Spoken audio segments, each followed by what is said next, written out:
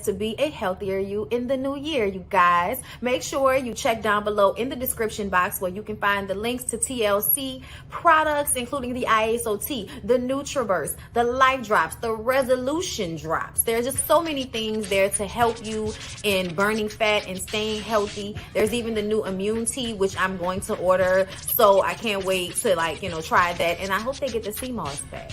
But I do love the sea moss from Mint & Ocean. I'm sorry, it's supposed to be a commercial. Yes, okay? Get those TLC products for me, and do not forget that my biggest life change has been through Kiara LASHAE, Team LASHAE, ifyoucanmove.com. You guys get cute little outfits from Peja and Amari. You also check out Just Move supplements because she is helping us with the energy, okay? This is the energy supplement. Love it, okay? Just got my protein. Gonna get me some after I work out. So yeah, y'all, down below in the description box, support. So you guys are always asking me where I get my glasses from. So I thought I would finally give y'all a real little ad, okay? Firmoo, I can't see, bitch. Okay, I'm just playing. I'm just joking. These are my new Firmoo glasses here. Super cute, right? They are prescription because I'm like totally blind. And I got these matte ones that I think are really dope. And I felt like they would go good with the fact that I no longer have hair. You know what I'm saying? But either way, you guys can use my link and give me credit and get you some glasses from Firmoo. Come on in. Sorry, y'all. Y'all know I'm weird. Whatever. Hey everybody, what's up? It's your girl Bondy Blue. So let's go ahead. Hey everybody, what's up? It's your girl Bondy Blue. Okay, follow me on Instagram and let's get into the video. Right? Hey everybody, what's up? I'm back for This Is Us. Okay, I'm just waiting for y'all. I know it's not gonna be that many people, but I'm glad that you guys are coming anyway. Okay, like I had to y'all know it took a bitch a minute. Okay, I had to go put some moisturizer on this shit. Okay, then I forgot the glasses I was wearing upstairs, so I had to put these on, and then these dirty, child. I'm trying to cover up this pimple I got on my cheek with my glasses. That's what you do. That's what I call myself trying to do. Okay. But anyway, now that I didn't try to slick out my baby hair a little bit more, I gotta cut it a little bit more. I feel like it's just always cutting baby hair, bitch. That's all you do when you get these wigs is cut baby hair. Okay, that's all you do. See, like I gotta cut that. Child, I'm gonna get it together. Whatever. I'm going to get it together. I just refuse to actually glue the wig down, y'all. I don't want to glue the wig down. I don't want to glue the wig down. Okay. So let's go ahead and get into This Is Us, y'all, because I have notes. The episode was really good. So let's start off. Am I all right? I'm okay? All right. Okay, let me get a hit of this tea. I don't want to wear these. I really don't. I wish Lyric was here. My glasses that I was wearing are all the way upstairs. But these are dirty, so I guess I'll put these on. I can't see. Wait a minute. Hold up, y'all. Okay, these are the new Firmoo glasses that I got. Okay. But yes. So, let's start off the episode. First of all, y'all can hear me, y'all can see me, we good. Wigs are basically hats. You know, like that's how I'm feeling about it lately. I had to go like really moisturize the total, put some omiyage in it. That's what I had to do, put omiyage in this shit. Okay, we good? Okay.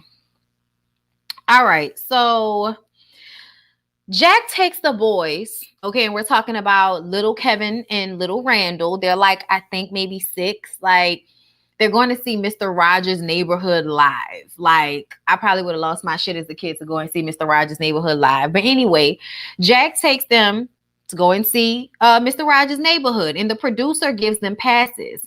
But the producer thinks that Randall is the black lady standing next to Jack, is thinks that Randall is her kid instead of his kid. And so he has to kind of, I'm sorry, I got hair on my eyelash, but he kind of has to make up for that. And we notice that because of the way the world views Randall, y'all just aggravating me. I'm sorry. I just, because it's like you do all of this with the baby hair.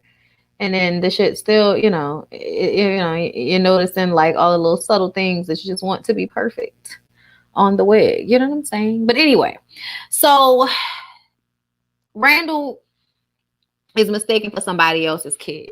So this makes, Jack feel like I have to do something so he doesn't feel that way, right?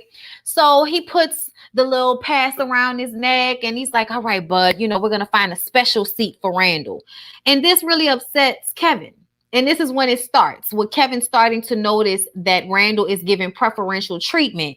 And because he's given said preferential treatment, kind of because he's black, Kevin starts to internalize that as him being mad at Randall because Randall's black, therefore he needs preferential treatment. You know what I'm saying? And I believe that that's the reason why I really wanted to do this live, because I felt like it was so indicative of the conversations that black and white people often have when it comes to race issues and how they ignore what happens to black people and think because they work with us or they see us in grocery stores or they see us living in the same neighborhoods that they, would rather us not live in with them and all of that, that things are equal.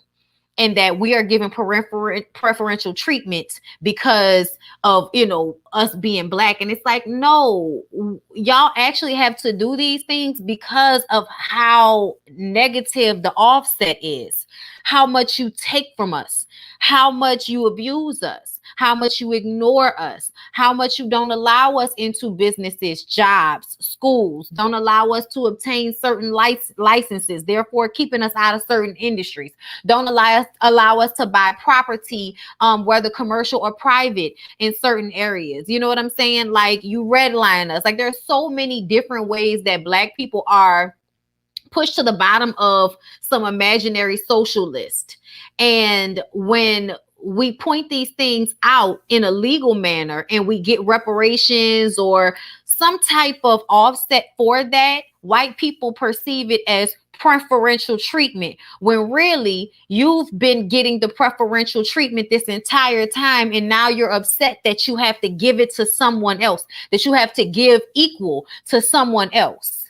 And, it's being said, that you're not treating them correctly. And you're upset about that because you don't want to be told that you're not treating black people correctly. You know what I'm saying? You get all offensive, actually defensive about that type of situation. The way that Kevin does, Kevin often gets real defensive about the way Randall interprets his behavior towards him. And that's what we saw this episode. But either way, Kevin runs away so that he can take the attention away from Randall when they're getting ready to leave from Mr. Rogers' neighborhood. They're on the set and Randall's up there by himself and the little puppet pops up and starts talking to him. And this is when Randall admits that he has imaginary parents that he thinks about all the time. And then he runs off. And I thought it was so cool that the puppet was like, well, that's okay. People create imaginary worlds and families all the time. And I was just kind of like, it was so nice for somebody to let him know that it was okay that he felt that way and that he needed to create that space for himself. You know what I'm saying? Because I believe that a lot of Randall's life, he grows up feeling in some way guilty about the fact that he wanted to have parents that looked like him, like this bare minimum, that we would want for ourselves, a parent that looks like us so that they can give us a real true example. You know what I'm saying? But anyway, so then we get a flashback of Randall visiting Kevin in LA when they're in college, like college age, right? Randall is in LA for some type of tournament for smart people, obviously. And Kevin is there because he's trying to get his career in LA to pop. And it's not really popping like that. He's living in this apartment and he wants to get fucked up. He wants to get drunk. And he keeps referencing Fresh Prince of Bel-Air when he's talking to Randall. And it's just like, oh, it has to be the one black reference, You know what I'm saying? Very annoying, okay? But they're at the apartment getting fucked up and they're enjoying each other, okay? Kevin gets them some fake IDs, and Randall's ID is some 40-year-old black man that isn't even his skin tone.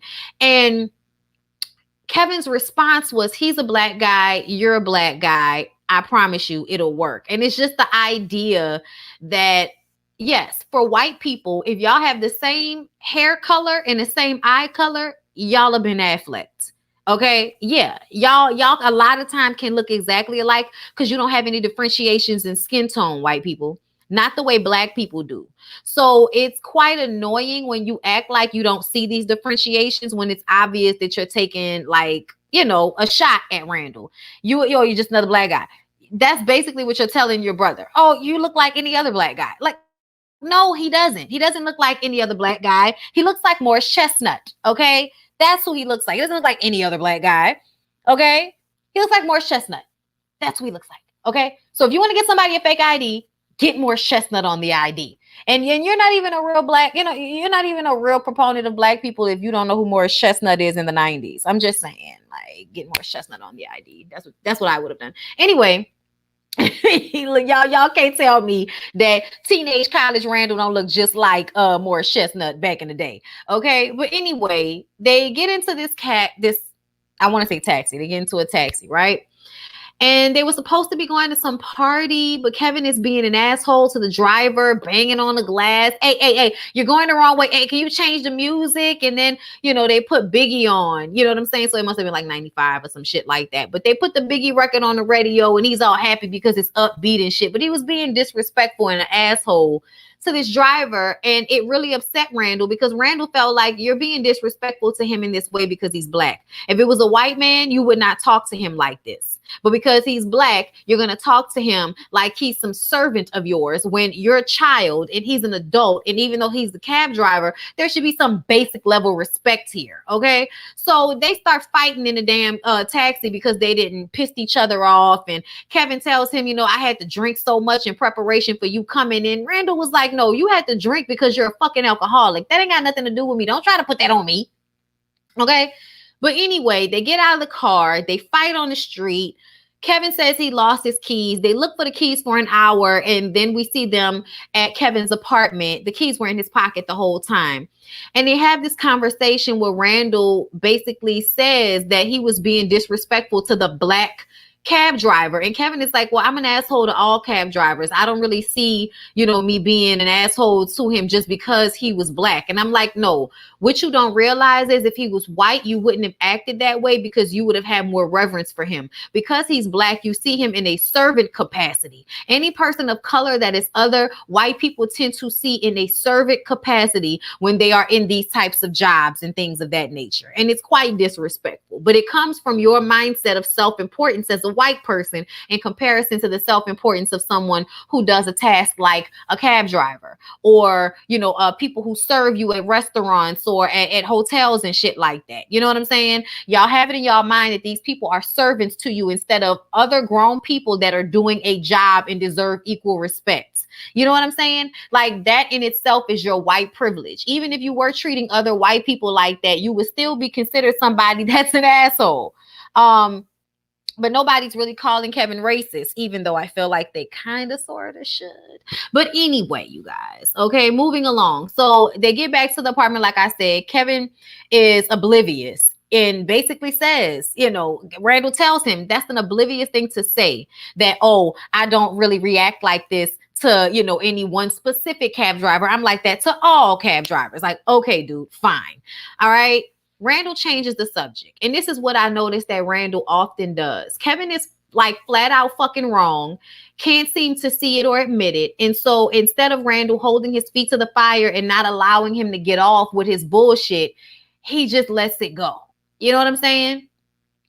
Especially once Kevin admits that he's having a hard time and does the pity party thing. And then Randall has to turn into the comforter, telling Kevin that, oh no, you're doing great and it's going to be fine. You know what I'm saying? You're not failing. You're not a failure of the family. Like he has to make Kevin feel better. And then Kevin is like, you know, like, oh, Randall, I knew you would make me feel better about myself. You know what I'm saying? And he smiles. And then the look on Randall's face is just like, oh, so fuck my issues, right? Fuck what I'm feeling. It's all about what Kevin's feeling. He didn't even realize in that moment that you did something that was so disrespectful and bothersome, but then you turn into the victim and now he has to coddle you. So let's fast forward to present time and they're having the big conversation. All right. Well, he's coming in town. Kevin is coming in town to have this conversation with Randall because he wants Randall to be his best man, but they have to get this shit off their chest. Okay. Y'all, my jaws are a little tired right now. Can y'all like the video while I drink my tea?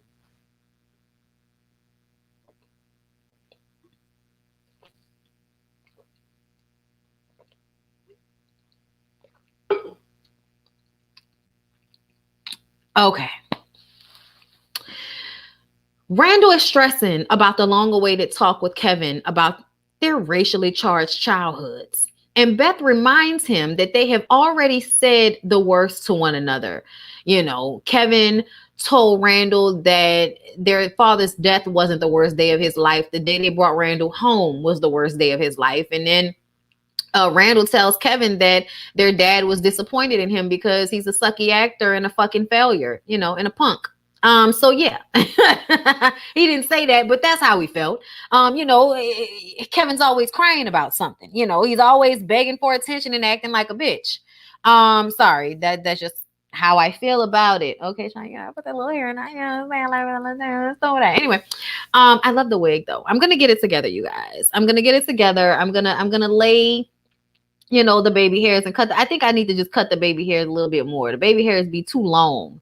You know what I'm saying? My real baby hair ain't that long. So that's what I gotta do. You know what I'm saying? Gotta get this little baby hair situation together. Like, y'all don't judge me. This is my first time with a wig this expensive trying to make this shit pop. Okay, y'all. Anyway, so Kevin gets there and straight off bat, he apologizes. And the apology is a scene from a movie, you guys. And I mean that in the worst way possible. The apology not only fell flat, like you said in the comments, I saw it. Excuse me. But also, it comes from the I'm trying to seem genuine thing that Kevin likes to do. You know what I'm saying? Kevin loves to act like he's being so genuine in the moment. And the truth of the matter is, you're not being genuine. You're actually thinking about what is going to seem most genuine in the moment. And that is what an actor does. You try to figure out how to act genuine instead of actually being genuine. You know what I'm saying? But the apology fell flat, and Randall was just kind of sitting there like, yeah, no, I'm not really feeling this shit. Especially when he says, if I played a part, if you felt this way, as if it's still up for, you know, discussion whether Randall actually felt these things as a child. It's like, no, he absolutely felt these things. You absolutely played a part, and you're refusing to take full responsibility for it. It's almost as if you want to be able to like half-ass the apology, and it can't come from that place. You flew here. It has to come from a deep, profound understanding of what Randall is saying to you in order for it to really matter. You know what I'm saying? So Randall just shakes his head, and it's obvious that he's holding something back. And I was like, Randall, just fucking say it. Just say it. Don't let him, you know, get off with thinking that everything is fine, because he does that all the time, right? So Kevin realizes that Randall is annoyed. He's like, I'm trying not to be annoyed with you, okay? I'm trying not to be. I'm annoyed, but I'm trying not to be, okay? Let's keep that in mind. I'm trying not to be annoyed with your bitch ass, okay? And he says he needs to go outside for some air. So he goes outside on the stoop, and Kevin follows behind him because he's like, I've let you take way too many breaks from this conversation. We need to talk. Let's just put it all out there on the table. But he ends up locking them out of the apartment. And then Kevin's phone is ringing, and y'all know Kevin is waiting on his call from Robert De Niro to see if they're going to actually go back to shooting the movie, I guess, or whatever the hell is supposed to be going on with Robert De Niro. But either way, eventually he and Randall walk down the block to this nice old white lady neighbor who has the key to their place. Okay. And they have like this conversation that leads to the realness. And this is why the apology wasn't real, because Kevin isn't really apologetic. Kevin feels like Randall should be happy that he was, you know, taken in by this white family and given this beautiful, magical, special childhood. Kevin feels like his childhood was glorious. That's what his words were.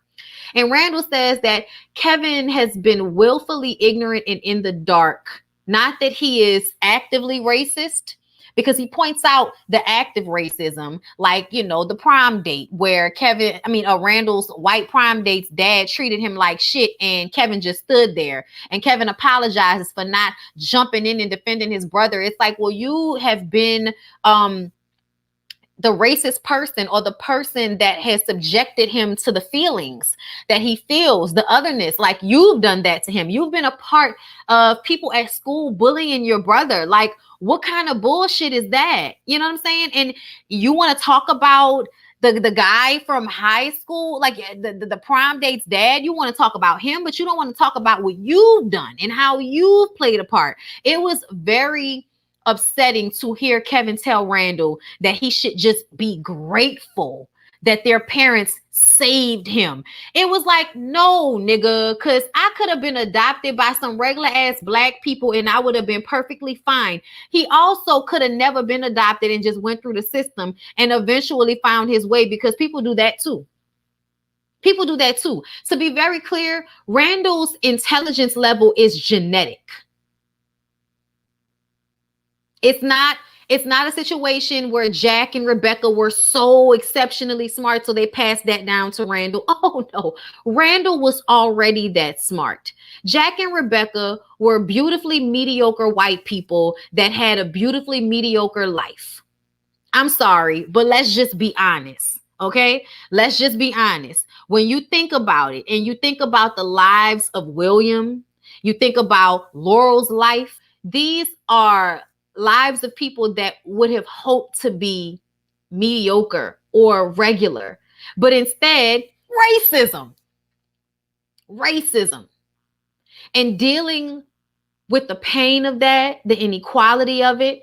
And y'all get mad at people for getting on drugs, but the truth of the matter is William got on drugs, Laurel got on drugs to deal with how hard life is for Black people, especially in the 60s and the 70s. And then it's not even about like being poor. It's about not being able to live freely in a society that you have to uphold such standards in. Even with Laurel's background, coming from a rich or well-to-do Black family, like even with her coming from that family, she still ended up feeling like, I can't be free because I can't be with the person I want to be with. I can't live my life the way I want to live my life. Then we're in the civil rights movement, and we're dealing with the 70s and in the Vietnam War and how Black people are being treated. And, we're dealing with all of these things at such a volatile time in history. If you look back on it, it's amazing that more of us didn't OD.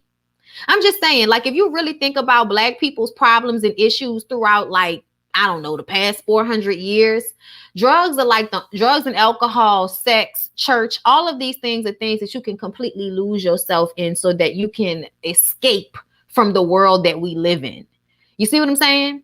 So when you look at Laurel and William's lives, they're exceptional Black people that just so happen to get caught up in how fucked up society treats Black people in the woes of the world. And that shit is not always so easy to deal with, because I bet you any money if Rebecca and Jack had to deal with some of the things that William and Laurel had to deal with as Black people, if they had to deal with that amount of oppression, I feel like they would have ended up in a trailer park instead of, scratching and surviving good times and all of that. And that's not to say that people that aren't Black don't have issues, but everybody has issues. And then you add racism and the heaviness of our universal consciousness of what we go through, because Laurel and William were very conscious people. You know what I'm saying? Like, we saw her being involved in protests, being so upset that her friends got arrested at protests and were thrown in jail. Like, there were things, that were happening that will affect the psyche. Like, think about what we're going through now.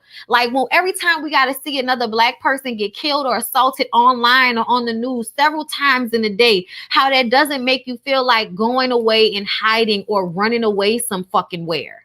You know what I'm saying? In a bottle, in drugs, in sex, in whatever makes you feel good. You know what I'm saying? Because it is so hard to just be, because you're not allowed to just be without the disruption of how somebody white feels.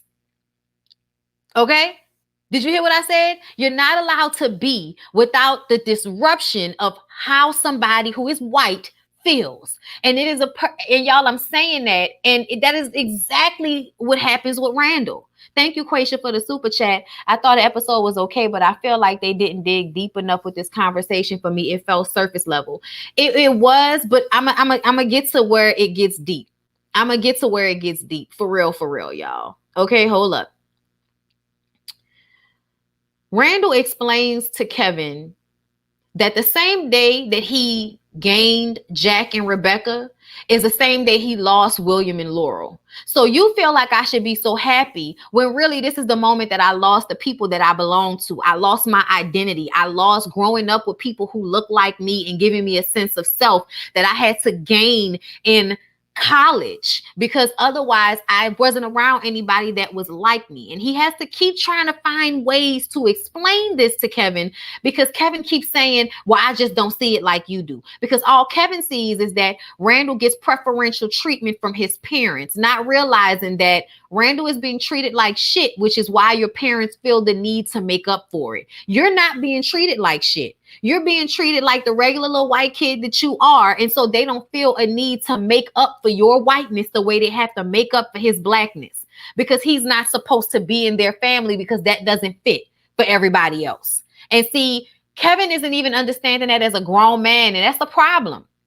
They get back to the apartment once they get the key from the lady down the street who told Kevin that he needs to do more comedies, which I thought was hilarious. But also, you know, in this little 5 seconds that, you know, Randall gets the key from the lady, she's like, oh, you must have had amazing parents. Like, you know, and Kevin's in the background like, yes, our parents were so amazing. It's like, yeah, your parents were great people, but all white people, I'm sorry, white people, y'all may not want to hear this, but, you know, that's why my channel is, you know, really for people who understand. And I don't want to say just that look just like me, but essentially I am for people who look like me, because we understand that everybody lives in a system of racism. So if everybody's living in a system of racism, everybody has to deal with that in different ways. White people have been allowed to ignore, to turn a blind eye, and to completely detach from the racism and the issues that are inflicted on other people in this country, specifically Black people, people who they live in close quarters with, people who they share schools, you know, all kind of hospital systems, jobs, neighborhoods. You share all of this with Black people. And yet in the system of racism, you are allowed to be completely exempt from the overall oppression that is happening around you. And because of that, you get uplifted in some way because you're not the ones being oppressed. So you get to ignore those things. And that's what Kevin has been able to do. And that's what white people have been able to do, period. So to me, there's a level of racism in all white people because they've been allowed to live in such a way where they don't have to be worried about what other people are going through. This society doesn't tell them that they need to worry about what goes on with other people. This society tells them that they only need to worry about themselves and other people that look like them. But yet you don't understand how a white family adopting a Black child and not having anybody Black in their family or in their inner circle at all throughout this child's childhood would be a traumatic experience within itself. You don't understand that. Yet it's so important for Kevin to have this relationship with his kids and to marry Madison, even though he don't even really know that bitch and she don't really even seem to like him all that much sometimes. Like, I'm just saying, there are so many things that I feel like Kevin banks on when it comes to his parents and their relationship, but can't understand Randall feeling the loss of his own biological parents just because some white people decided to work out their own issues of losing a baby by adopting him. That wasn't 100% selfless act. You know what I'm saying? That was also to make up for the loss of a child, Kevin. So don't put your parents on too much of a pedestal, because if they had really thought about it, they should have thought about what the experience of a young Black man growing up in this society is like in the first place, let alone having him grow up in a family full of white people and having no discourse whatsoever to explain or express what it feels like for him as a Black man. They had no thought whatsoever as he was growing up for that. And that is why Rebecca always made the extra, attempts with Randall. That's why Randall was easier to deal with. It is so many things about him being black as to why the relationships are the way they are. Randall is almost like the example of black people in the world, period, about how we're expected to be perfect and, humility, smart, strong. You're expected to be all of these things for everybody. And then when you require that same thing, they have the audacity to argue with you about what your experience is. Nobody argues with Kevin about if he's the failure of the family or not. They just tell him, no, you're not the failure. And they let it, and they big you up and you feel better. When it comes to Randall, you want to argue with him about what he experienced. I see it differently. You had a great childhood. Nigga, you weren't in my skin, so you don't know what my childhood was really like. You were looking at my childhood through the eyes of a white boy, looking at a black boy being treated a little bit nicer than him sometimes, not seeing the adults treat the black kid like shit. You know what I'm saying? Like, he not even noticing all of that. So right before Beth and the kids come home, Kevin gives a real apology to Randall, but it's only after Randall explains how he grew up with the Ghost family. Okay. Or what is it? I think that's what it's called, right? The Ghost family, or the fantasy family, because his Ghost Kingdom, that's what it's called. Okay, where you make an imaginary family. But he felt guilty about creating that imaginary family out of the librarian, the one black lady he knew in his childhood, and the black weatherman, the only other black male he saw his close proximity in his entire childhood. He saw every day was the librarian and the black man on the news. That was it. That's insane. That's insane to me. I don't care what anybody says, okay? But it just shows how insulated white people are allowed to be. So where you can take a child from another community, adopt them, and then don't expose them to anybody that really looks like them because you're not around anybody that looks like them. That shit is insane, y'all, when you really think about it. We all live in the same city, state, county, you know what I'm saying? But somehow white people are allowed to insulate and separate themselves even when they take black children. A black person cannot adopt a white child and be insulated from the white community. It just doesn't happen. You know what I'm saying? But I mean, they can take on certain appropriations and all of that, but they're never insulated from the white community. They can always find somebody that is like themselves in this world, because who is this world made up for, in essence, at this point? You know what I'm saying? But either way, Kevin says that he loves Randall and he's sorry. They hug, and Randall does what he always does, which is let Kevin off the hook, right? And he tells him that dad wasn't ashamed of him. He was proud of him. He coaxes Kevin the way he did when they were in college. And Kevin says, you said I was a bad actor. Goes back to being, an asshole and feeling bad about somebody calling him a bad actor. Like, you were being a bad actor when you were apologizing and you didn't really mean it. So bad actor, my nigga.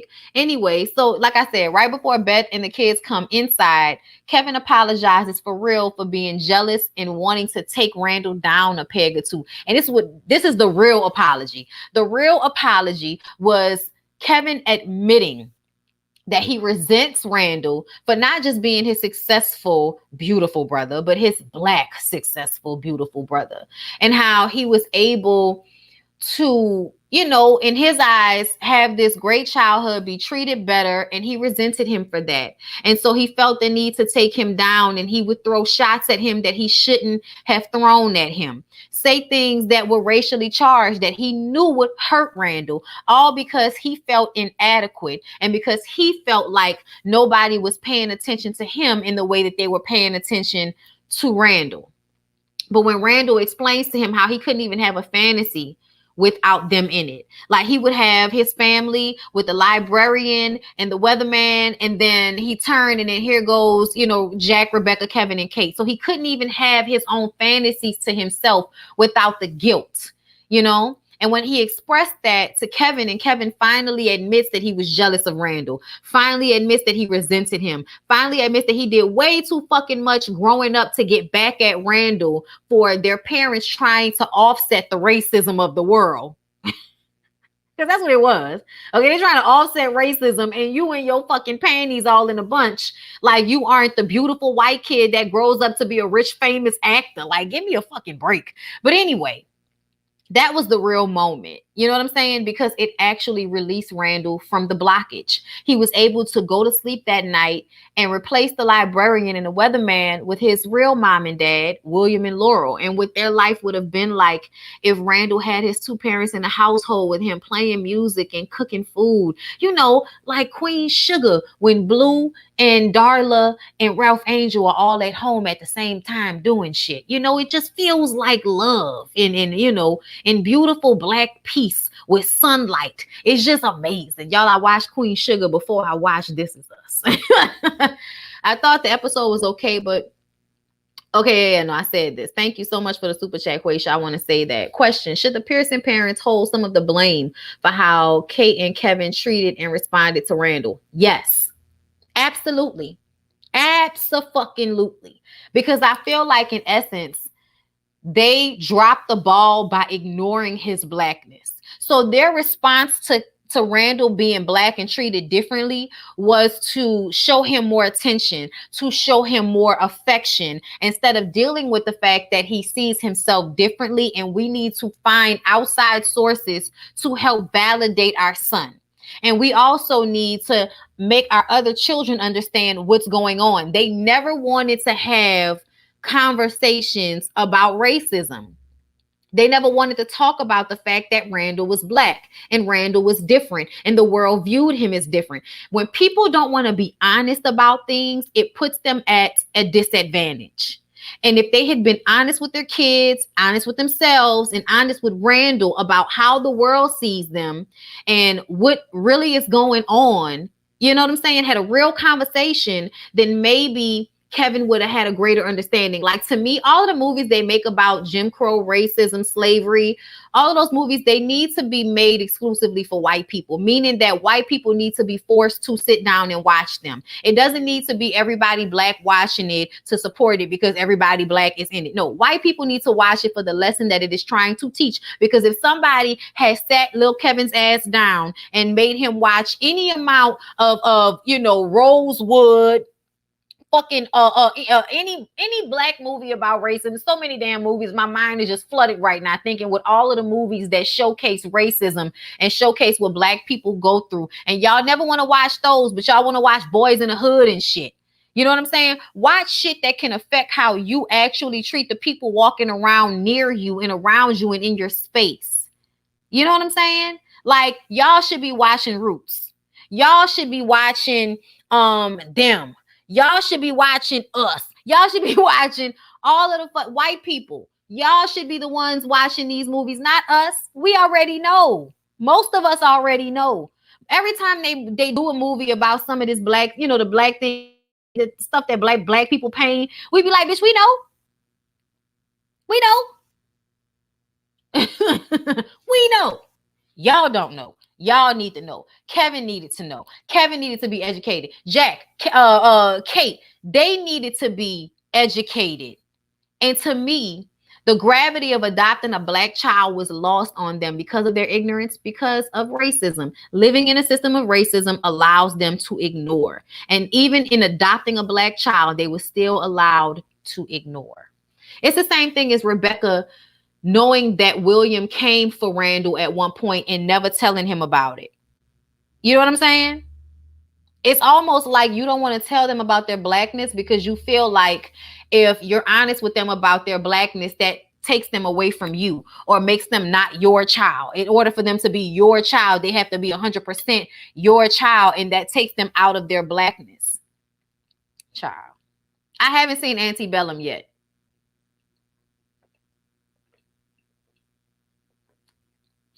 The episode was good because when Kevin did apologize and when Kevin did admit the jealousy and the resentment and how he's treated Randall this whole time, when he finally admitted that, I felt the release of it. I felt what it felt like for Randall to finally hear those words, for you to finally be honest and don't give me some bullshit actor apology. Give me the real. And the real is that you resent me for being black because in your eyes, it meant preferential treatment.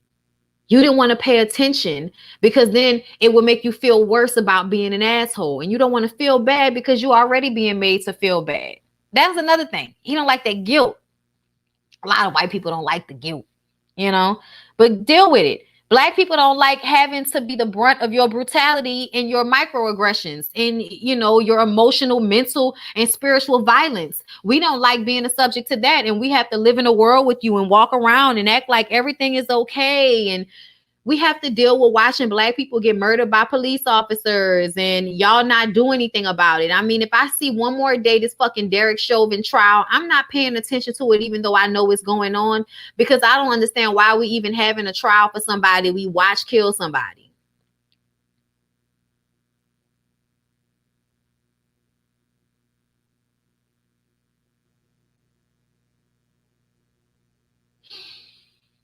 I don't understand.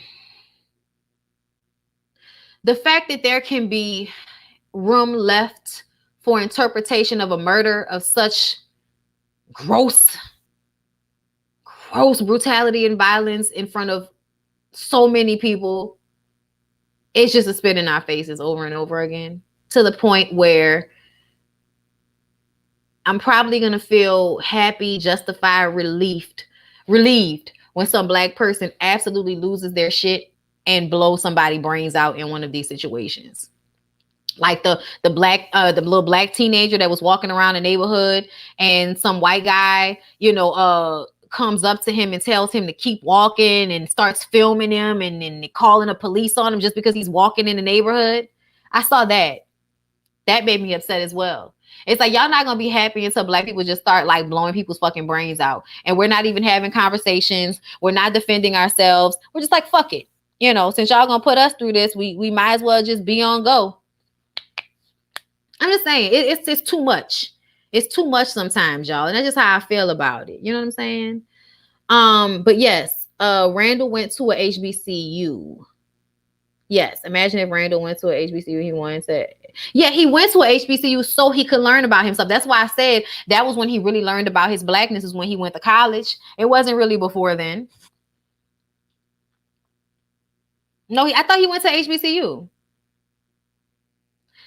Was it not an HBCU that him and Bet went to? There were black people there. I feel like he went to a HBCU though. I'm about to say, I thought he met Beth at Howard. No, he ended up at Stanford, I think. Child, it's been too many seasons. It don't even matter. I thought he went to a PWI. I can't remember. No, he ended up at Stanford, I think, but he should have. Again, he responded to Jack's disappointment. Oh yeah. No. I remember, y'all. I remember, because y'all remember there was an episode where it was like, if he had went to Howard, how his experience might have been different. He would have pledged, he would have turned into an angry black man, and he wouldn't have been close to Kevin and Kate as they got older at all. Remember? He went to Penn State. Okay. Child, y'all just naming a whole bunch of schools. Y'all just naming a whole bunch of schools. But yeah, you remember the flashback with the Dashikion? Child, he was giving that real dangerous energy. He was giving that when Sterling K. Brown played at the beginning of Black Panther. Y'all remember that energy he was giving at the beginning of Black Panther? And I was like, oh, Sterling K. Brown. Child, whenever Sterling K. Brown plays a hood nigga, I don't know how to respond, y'all. Child. Oh, Lord. Clutch the pearls. Y'all, I love me some Sterling K. Brown. But yeah, y'all, I know he met Beth in college, you know what I'm saying? But I do feel like he learned more about his blackness during his time with Beth than he did before. You know what I'm saying? Like during high school and all of that. The show is good though, y'all. I really do love this show. I think it's an amazing show. Y'all see my part? I'm trying to be realistic with my part, y'all. I'm trying. I just don't want to glue the edges down, y'all. I don't want to glue the edges down. And I don't want to put Gots to Be on my head because I have to work out. You know what I'm saying? I'm just going to cut the baby hair shorter. I'm going to bring this wig to my homegirl and make her do it because she be doing shit. And she be, Yanni be acting like she don't want to do my wig. Y'all need to do my wig for me and make sure it is all the way right. Anyway, I love y'all so much. I know I love what's her name? I'm spacing and I'm mad that I'm spacing on her name because Ryan, yes, that's her name. Sterling K. Brown's right. Wife name is Ryan. I do watch A Million Little Things. I haven't watched it in a while though, y'all. But it's my show. I do love it. I might just start doing these live because I feel like the episodes are really good in discussion form, and I want to see what you guys are saying about it. And I kind of like doing them live because I don't have to edit them, and they're videos that don't get as many views. Y'all know that. So maybe doing them live will be a little bit better for the viewage. You know what I'm saying? I love their black episode. Yeah, come through with the curl. Oh yeah, you like this is an RPG show wig, just so y'all know. But I didn't want to. I'm not doing like no review on it because they didn't pay me. I bought this and I wanted it. So I'm still trying to figure it out because I told y'all a bitch is not the wig girl. I am not the wig girl, okay? But I'm trying to give y'all, sister from the sisters. Okay, look, I'm trying to give y'all something. These glasses supposed to tint. But yeah, no, they are pricey, but the wigs are good. You know what I'm saying? Like, definitely, I didn't have to bleach the knots or anything. It's just the headline part, having to, and that's because I haven't flat iron the scalp back. I gotta flat iron the scalp back. That's how you do it. But yeah, the wigs are good, right? The hair is just girl, y'all ain't wait till I go out of town for my birthday. When I go out of town for my birthday, it's gonna be a vibe. You know what I'm saying? Because I'm gonna wear this hair big as fuck, and I ain't gonna care. Okay. I'm gonna just be out here real cute at the beach, bitch, and then I'm gonna get in the water and take the wig off. Bitch gonna get in the water and take the wig off, okay? Or I'll just wear this wig when I go out to dinner at night.